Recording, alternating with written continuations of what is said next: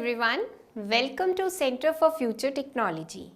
Today we are going to cover data framework and its understanding.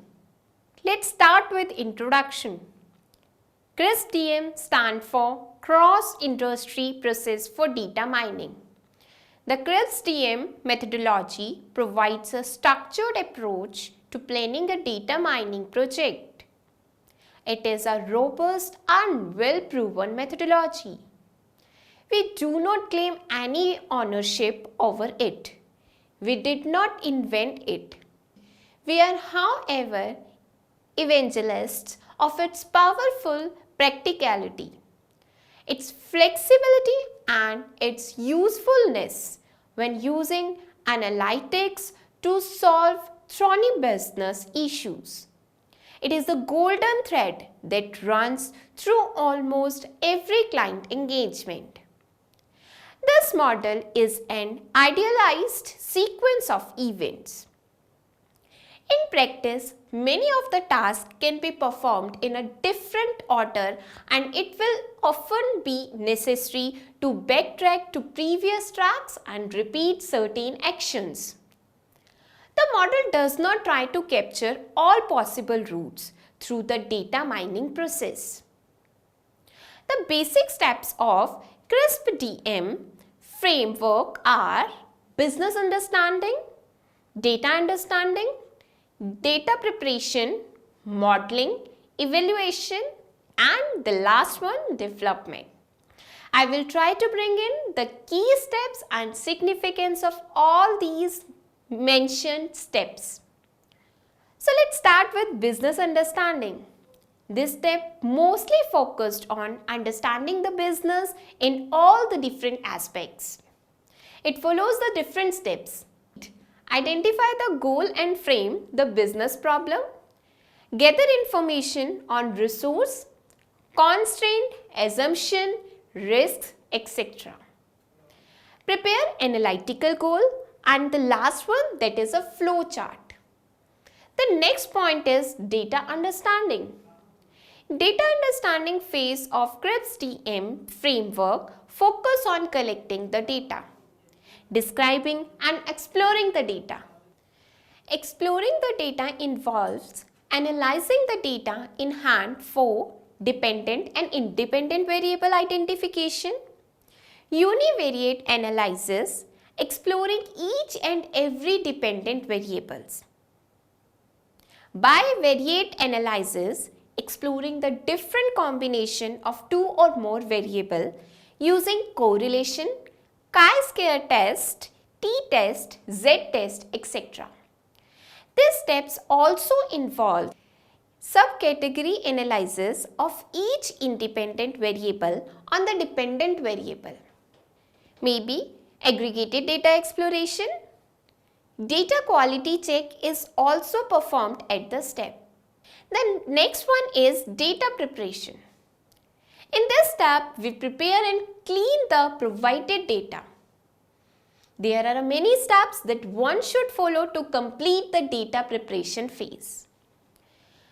The first and foremost steps being the NA treatment. Normally, the data at hand is not clean and always have NA. We must identify such values and appropriately fill or replace them. There are many different techniques of NA treatment and there are packages in R and Python which automatically treat such variables based on some default logic. However, it is always good to do it manually. As this way, we get to understand the data even further and can replace these NAs with our understanding of business requirement. The next step would be to treat nulls. This step is equally important as NA treatment and as per my experience, also we have steps for the null treatment. Again, they may change as per the data in hand, but will definitely help to some extent. If the variable is continuous in nature, we can use mean, median or mode for the missing value treatment. If the variable is categorical in nature, we can input the nulls with unavailable, as these null values or unavailable values may contribute significantly to the model creation, and we do not want to lose any important attribute. Outlier treatment of the data should be the next steps, wherein we check for the ability of outliers and try to input them with again mean, median or mode. The inputting may follow some other methods as well, like assigning or inputting these outliers value with those from the data which are not outlier and lie at the border. Next one is standardization or scaling of the data. This step is used to scale up the values of the attributes so that they lie between -1 to 1. With scaling, the range of the variables get reduced and result in a better predicting variable. This could be done on continuous variables. Feature engineering, one of the most important steps, and can be clubbed on the combination of feature transformation and feature extraction. In this step, we try to create more attributes from the available attributes. Create value transformation like square or cube root, or even square root or cube root or log of certain columns, as it has been seen that such derived columns contribute in algorithm than the deriving column. Next one is variable creation like dummy encoding, data split, etc. Also contribute to feature engineering. The next point is a dimension reduction. It is the transformation of a data from a high dimensional space into a low dimensional space, so that the low dimensional representation retains some meaningful properties of the original data, ideally close to its intrinsic dimension. Once these steps are done, we have implemented the basic necessity of ML, and now we can proceed with the implementation of different ML algorithm. The algorithm to be selected depends completely on the business requirement, available data, and the desired outcome. In an ideal situation, we should try different algorithm or combination of algorithm to actually arrive at our final best algorithm.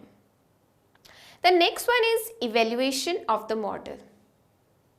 There are many model evaluation techniques like accuracy, sensitivity, specificity, F-score, AUC, R-square, adjust R-square, RMSE, that is root mean square error, and the list keeps going, which evaluate matrices. To choose completely depends on the evaluation criteria. Final model desired outcome, business requirement, and the model algorithm used. And finally, the next one is development. Once the model is created and tested and evaluated on the test and validation data, this is presented to the business. The model undergoes different real-time evaluation and testing like A/B testing and data all the approval process. The code is pushed to the prod live data.